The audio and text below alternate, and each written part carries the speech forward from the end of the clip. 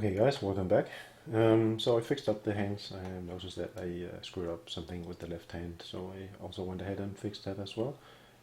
So the issue was in the beginning because I think I forgot to set a key on the correct on body part with the hand selected, so he didn't have the correct curled up hand. So I'm just gonna play this back once and then we can see what we have so far. So he's gonna grab on here, he's gonna keep that hold, and then he's gonna move, and he's gonna grab, grab something, and then he's gonna let go. Okay, so this is the point we're at now. So this is a really good way, a place to save. So the next thing I want to fix up is fixing the hands, because they are kind of all over the place right now. But the thing is, if I try to fixate the hands by the wrist, it's gonna look really awkward, because that's not the point where you're hanging from. It's actually a point somewhere in your palm, or at the base of the middle finger, somewhere here. So that is where you want your hand to actually hang on to. So it's not going to be this one, but something over here. So that's something we need to set up first. And I didn't really figure out exactly how to do this, but well, this is a way that works for me. So anyway, so what I first off want to do here is actually to take my, my two layers here. I have these two here. I'm gonna select them both and then hit the little merge layer and just go with these settings here and merge. So it's gonna take all the keys I just set for the hands. Let's just verify that we still have that. Yep. And put them here. Okay.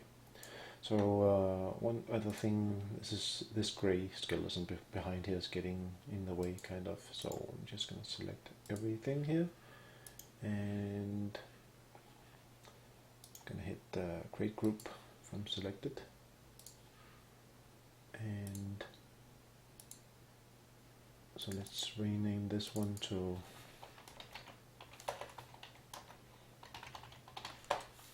original skeleton. So that way we can, whoops, is that the wrong one?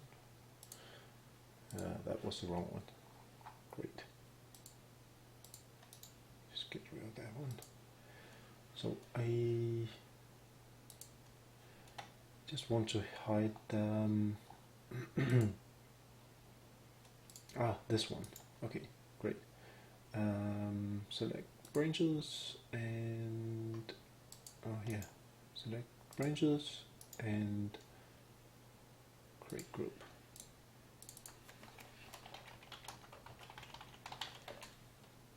Okay, that way I can just turn it on and off. Just it's good for comparing, really. All right, so let's continue with the hands. As I was saying, we need to figure out a way to put that pivoting point at the base of the middle finger. So before I do that, as a preparation of that, I'm going to go to my character and plot that animation with the hands to the skeleton, like that, and then just activate the control rig again, because now I will take the hand effector here, and on this little cube here it says object mode. I'm going to switch to pivot mode. I'll press insert on your keyboard and then pick your movement translation tool, and want to move this sort of at the base of your middle finger.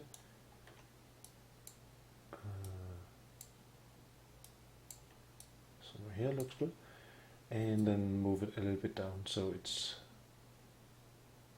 this point is originating from underneath your hand. Okay, So it looks like you're holding a little ball. So I'm going to do the same here. And just move it down a little bit.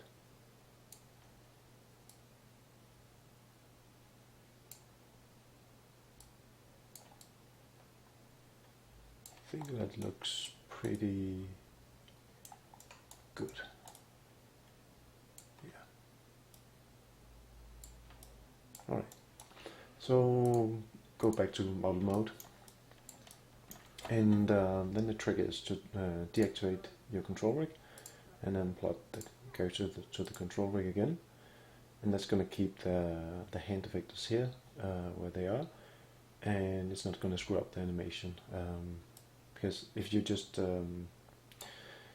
adjust them without plotting first, then it's going to think that your wrists are out here and it's going to do weird stuff. That's at least what happened to me the first time. Anyway, this is going to give us a good way to restrict the positions from here on. So let's continue. What I like to do first, and this is actually not really needed, but I think it's a good thing to do to visualize things. So since I'm a beginner, I will do this. So I'm going to create a little cube here, and I'm going to scale this up, something like this. I'm gonna make it a little wider, and then I'm gonna find a place in time where he's gonna grab on. I'm gonna grab onto a hold. So if I select one hand here and I select the trajectories, you want to find a good place to put this hold here. So it looks like well, actually, the beginning is going to be the easiest, but I just want to see how much I move the hand around. So it looks like this is actually a slightly better place to put the hand. Although,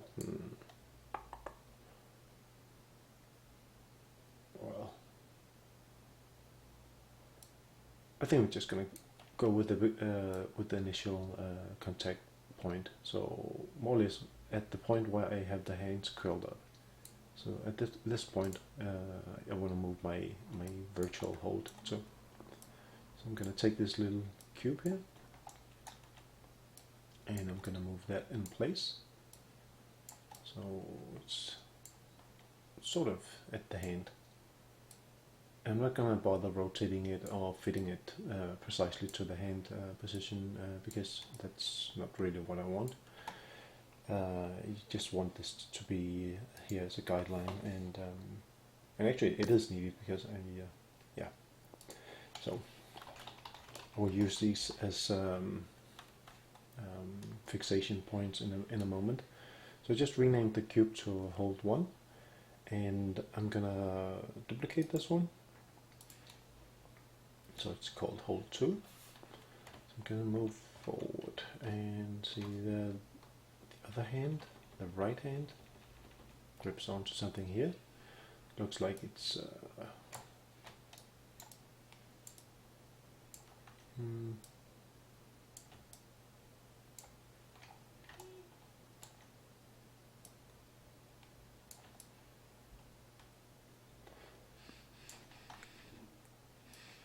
I'm just going to check the reference video here,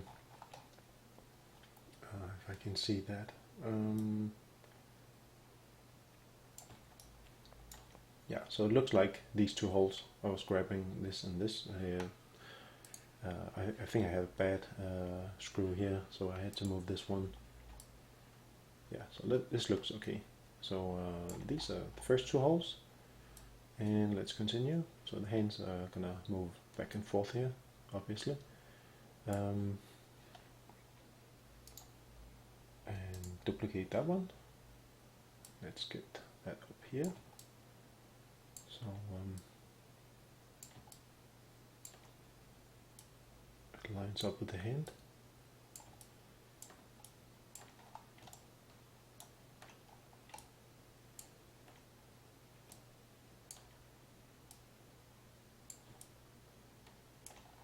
Like this. And let's find the next hold.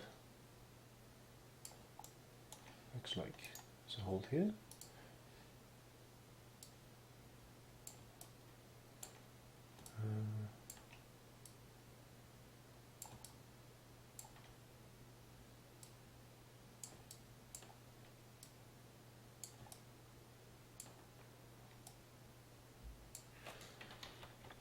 So let's see, the contact point looks like this is okay.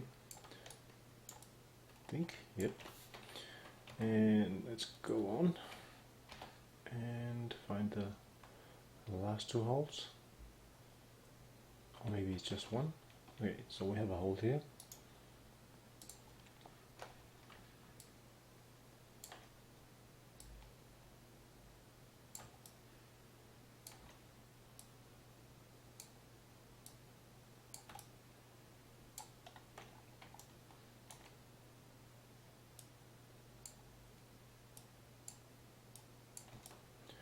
So these virtual holes are going to represent the position in space where we want to fixate the hands. It's also nice to see how the movement is going to look. So I could go ahead and add something for the feet, because I was stepping on some holes as well here. And the next movement with the foot actually stepped on one of the hand holes as well. So I don't need that one, but I won't bother by setting this one here. So just for completeness, I'm gonna dump in the wall, and then we can continue with the fitting of this. So let's go ahead and scale this up like this, make it somewhat wider, like it's supposed to be a wall. And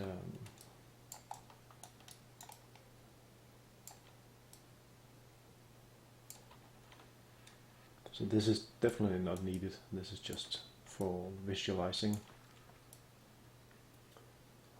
things. So somewhere here and somewhere here. I'm gonna make it a little bit taller. And we also need to rotate it a little bit. So I guess it needs to line up. It should hopefully line up with some of the holes. So something like that maybe. Maybe you want to tilt it a little bit more,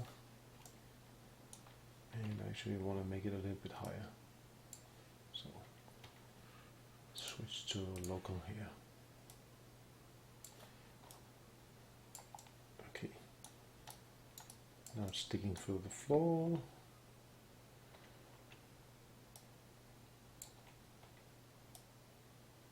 Okay. So I guess this is gonna be okay. Just want to make one last change, like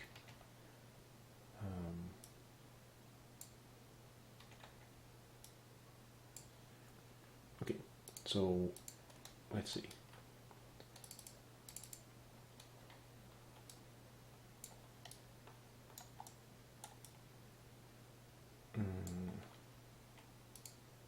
Okay, final change.